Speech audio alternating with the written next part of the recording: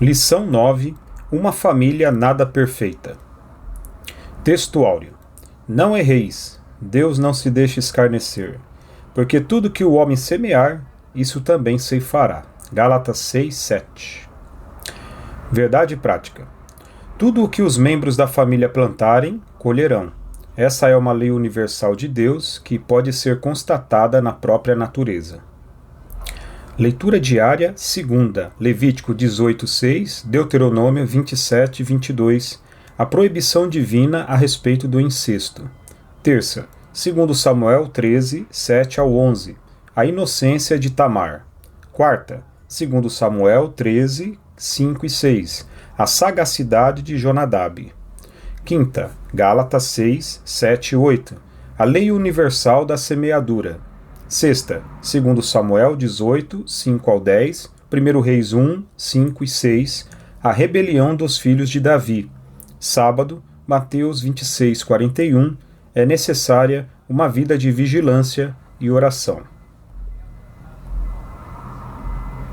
Leitura bíblica em classe, 2 Samuel 3, 2 ao 5, capítulo 5, do 13 ao 15, capítulo 12, do 10 ao 13, parte A.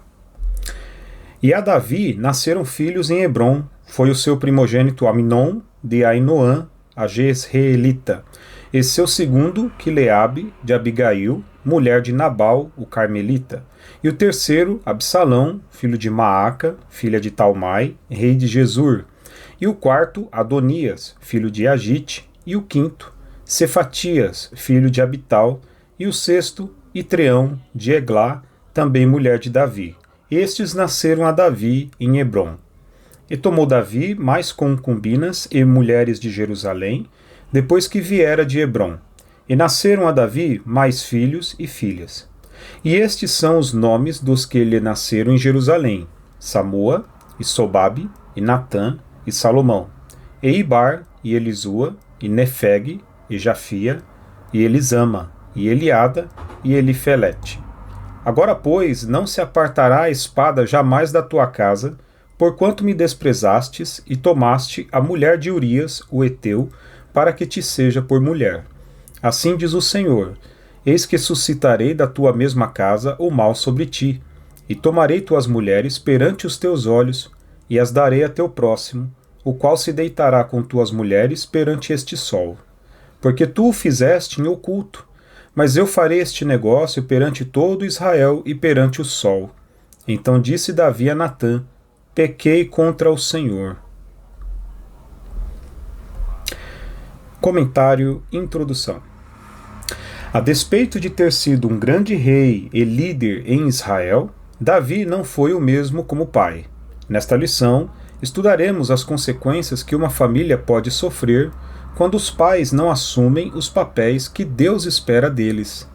A história dramática dos pecados na família de Davi pode nos fazer refletir e tem muito a nos ensinar.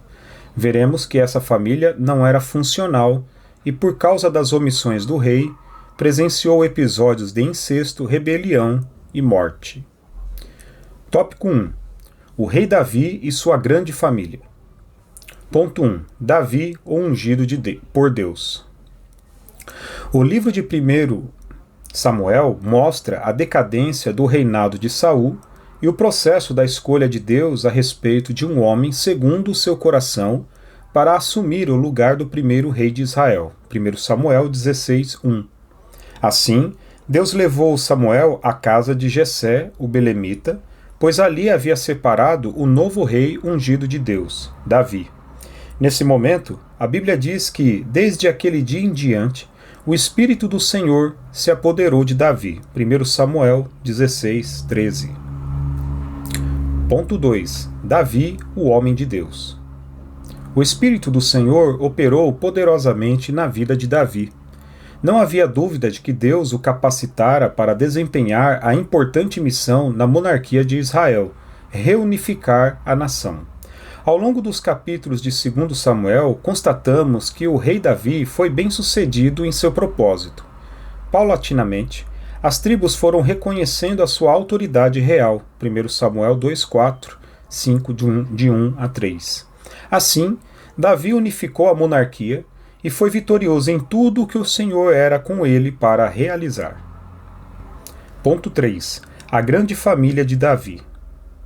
Entretanto, a despeito de o rei Davi ser ungido por Deus e o homem segundo o seu coração, ele entendeu que podia ter várias esposas e concubinas. 1 Samuel 18, 27, 1 Crônicas 3, do 1 ao 5, e verso 9, 1 Crônicas 14, 3.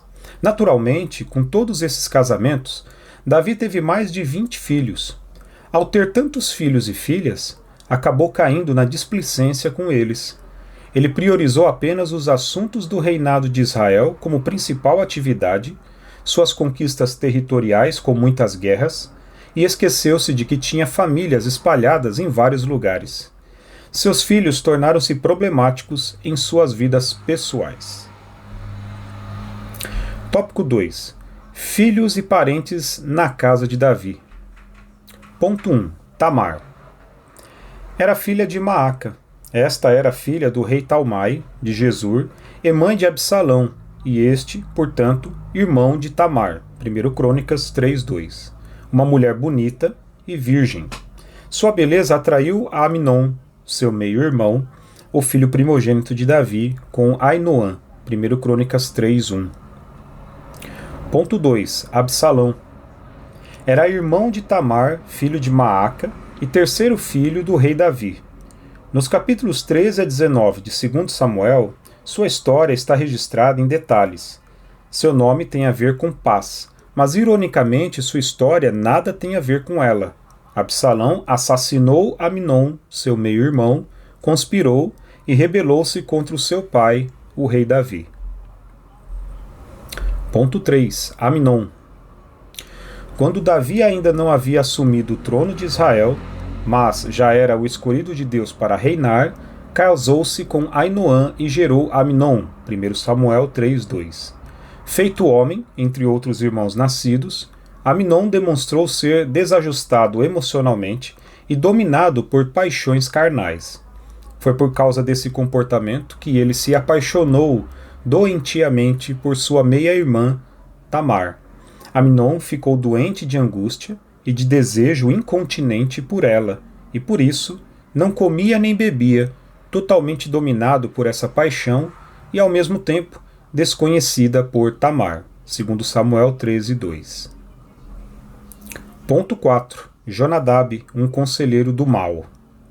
Jonadab era primo de Amnon e filho de Simeia, irmão de Davi. Segundo o que a Bíblia registra, era homem sagaz e de maus pensamentos em seu coração, 2 Samuel 13:3. O mal sempre atrai o mal, e por isso esse homem induziu a Amnon a satisfazer sua paixão com um plano de mentira que envolvia Davi e Tamar, a vítima dessa situação, 2 Samuel 13, 5 ao 11. Jonadab é o tipo do amigo que não se deve ter por perto quando se vive algum problema pessoal ou familiar. Ele é um exemplo concreto de mau conselheiro. Tópico 3. O problema moral na família de Davi. Ponto 1. As consequências de sua falta de domínio próprio. O capítulo 11 de 2 Samuel relata o adultério do rei Davi. O capítulo 12 registra o confronto do profeta Natã ao pecado do rei. Mesmo tendo reconhecido seu pecado de adultério, dissimulação e assassinato, o rei Davi não pôde evitar as consequências do seu pecado, 2 Samuel 11, do 1 ao 13. Incisivo e fiel à mensagem divina, o profeta Natã disse ao rei: Eis que suscitarei da tua mesma casa o mal sobre ti, e tomarei tuas mulheres perante os teus olhos, e as darei a teu próximo, o qual se deitará com tuas mulheres perante este sol, 2 Samuel 12, 11. Assim, não demorou muito para que um dos filhos coabitasse com as concubinas do próprio pai e o envergonhasse publicamente em Israel. 2 Samuel 16, 21 e 22. Ponto 2. Incesto e morte na família. Outro caso alarmante foi o pecado de incesto do filho mais velho de Davi contra a própria irmã Tamar, 2 Samuel 13, 1. A consequência inevitável disso, na família do rei, foi o ódio alimentado por Absalão até matar seu meio-irmão Amnon, como vingança pelo abuso que sua irmã Tamar sofreu. O relato de Amnon e Tamar está repleto de sagacidade, de sutileza e de mentira a fim de atrair a inocente Tamar para um laço indigno. Tudo muito doentio e pecaminoso, segundo Samuel 13, 11, 12, 14 e 15. Depois de ter se deitado com sua meia-irmã, humilhando-a, Amnon a desprezou completamente. E o rei Davi soube do fato, irou-se, mas não fez nada contra Amnon. Em suma, uma das consequências trágicas desse comportamento do rei foi a tragédia anunciada da família. Absalão matou Amnon, segundo Samuel 13, 27 a 29. E mais tarde, ele cavou sua morte precoce, segundo Samuel 18, 14, após desencadear uma rebelião contra o próprio pai a fim de tomar-lhe o trono. O rei chorou amargamente a morte de seu filho Absalão, segundo Samuel 18, 33. Ponto 3. Vigilância, proximidade e exemplo. Essa história do problema moral na família de Davi ensina a todos os pais a respeito da importância da vigilância, da proximidade e do exemplo na família. É muito importante desenvolvermos uma relação sóbria e equilibrada com os nossos cônjuges, filhos, parentes e pessoas próximas da nossa família.